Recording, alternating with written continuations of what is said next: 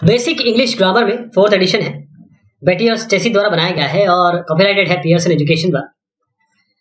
तो इसमें हम फ्यूचर टाइम में बड़े इंटरेस्टिंग शब्द देखने वाले हैं। May, might, will, may be, if, ये सारी चीजें आज हम कवर करेंगे। तो मे, माइट वर्सेस विल हमने देखा था कब हम यूज करते हैं। अब मे और माइट देखिए। It may rain tomorrow, it may rain tomorrow, यानी कि मे के साथ आप वर्ब यूज कर रहे हैं, तो आप पॉसिबिलिटी, जो फ्यूचर में पॉसिबिलिटी है, होने की आशंका है या होने की जितनी भी प्रोबेबिलिटी है, उसके संदर्भ में बात कर रहे हैं। जैसे इट मे रेन टुमारो, जरूरी नहीं है कि रेन होगी। जू मे बी एट स्कूल नाउ, मतलब जू हो सकता है कि स्कूल में हो, मे बी। तो यहां पर हम जो मे के साथ वर्ब का यूज कर रहे हैं, देखिए मे के साथ रेन, मे के साथ बी, तो ये पॉसिबिलिटी इन द फ्यूचर और प्रेजेंट, केवल फ्यूचर नहीं, प्रेजेंट भी हो सकता है हो, तो ये प्रेजेंट और फ्यूचर की पॉसिबिलिटी को बता रहा है। इसका फॉर्मेशन कैसे बन रहा है देखिएगा। अब इट माइट रेन टुमारो, जू might be at school now. अब मे और माइट में आप प्योरली पॉसिबिलिटी की बात कर रहे हैं, समय के अलावा पॉसिबिलिटी की बात कर रहे हैं यहाँ पे। यानी may rain, might rain, may be, might be. तो फिर अंतर क्या हुआ इसका विल से? Mister Lee will be at work tomorrow, mister Lee कल वर्क पे होंगे। ये स्पीकर जो है वो जो बोल रहा है, he is sure, he is certain and sure that mister Lee will be at work tomorrow.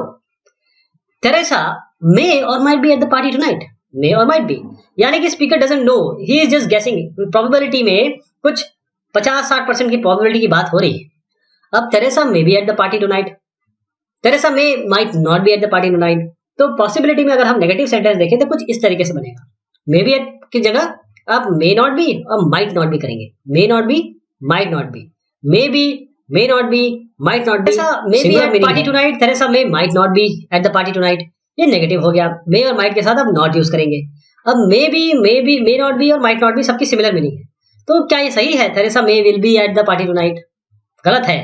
Teresa might will be at the party tonight, ये भी गलत है। चलो प्रैक्टिस करते हैं। I will be 35 years old on Monday, क्या ये सही है? Sure, not sure.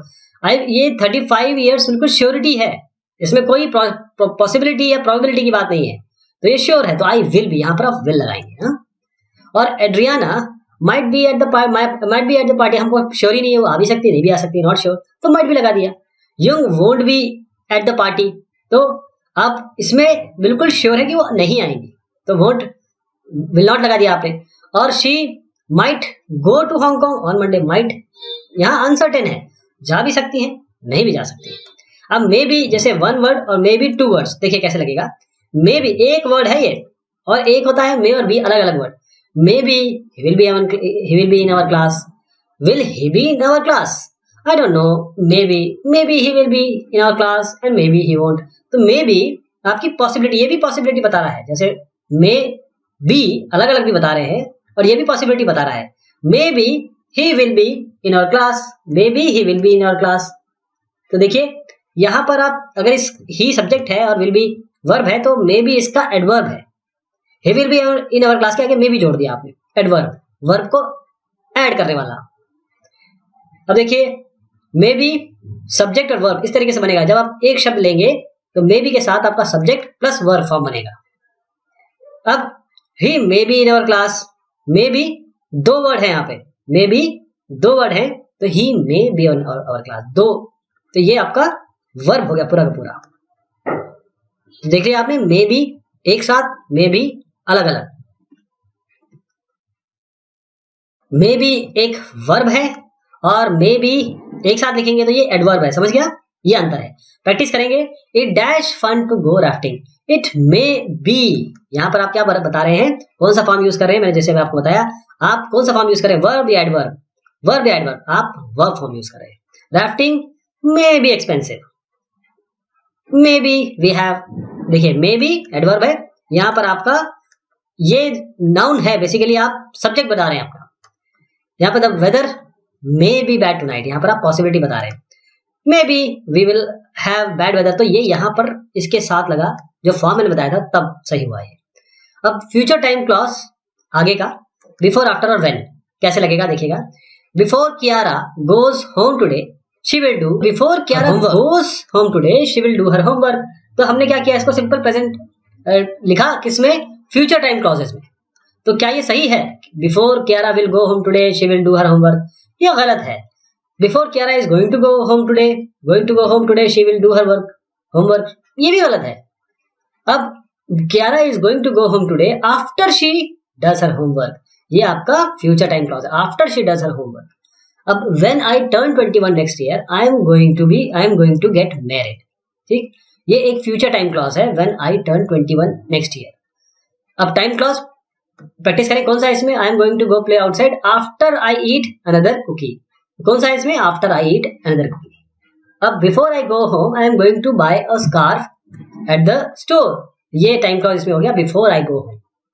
फिर I am going to be a doctor after I finish my medical school, time clause कौन सा है इसमें, जब मैं मेडिकल स्कूल खत्म कर लूंगा तब मैं डॉक्टर बनूंगा. अब इफ क्लॉज देखिएगा, if you cut the carrots I will make the soup, if you cut the carrots I will make the soup. If clause है, ये मेन क्लॉज है. इफ क्लॉज हमेशा मेन क्लॉज के साथ लगेगा, मेन जो clause है वो एक सेंटेंस का पार्ट होता है.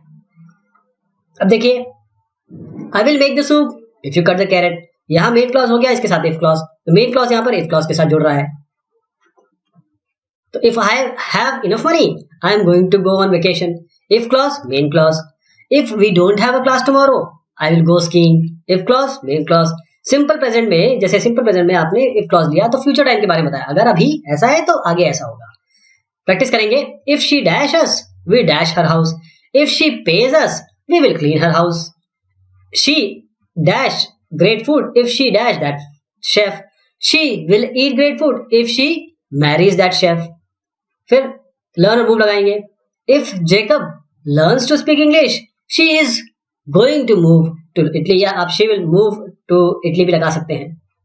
अब हम expressing future and habitual present with time clauses and if clause, तो आपको आगे का फ्यूचर और हैबिचुअल प्रेजेंट क्लॉज बताना है टाइम क्लॉज और इफ क्लॉज के साथ. जैसे after I finish my work I play the piano, future में देखिए, after Meg does her homework she will play the piano, यानी कि आप सिंपल प्रेजेंट में बोल रहे हैं टाइम क्लॉज लगा के, और ये फ्यूचर की बात है.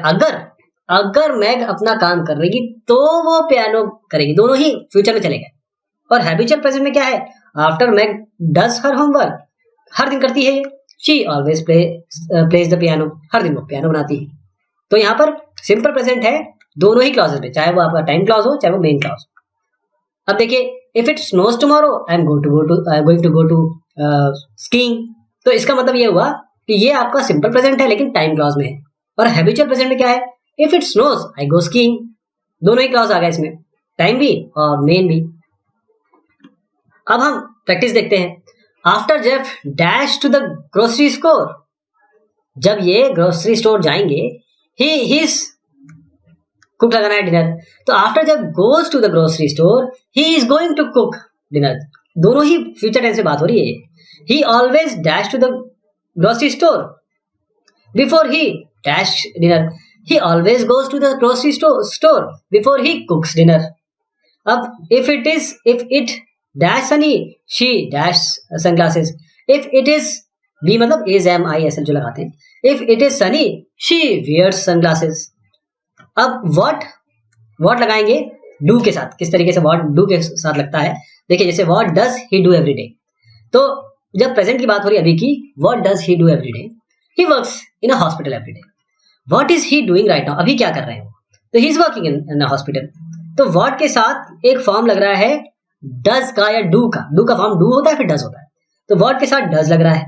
ठीक, what के साथ आपका एक फॉर्म लग रहा है जो do या does होगा, और ये बता रहा है क्या एक्टिविटी होगी, about activities, a form of do, तो do और doing, देखिए दो फॉर्म है, does एक फॉर्म है, doing एक फॉर्म है, तो what के साथ आप ये लगाएंगे, लेकिन किस एक्टिविटी के बारे में, कौन सी एक्टिविटी करने वाले हैं, तो he works in hospital every day, he is working in a hospital.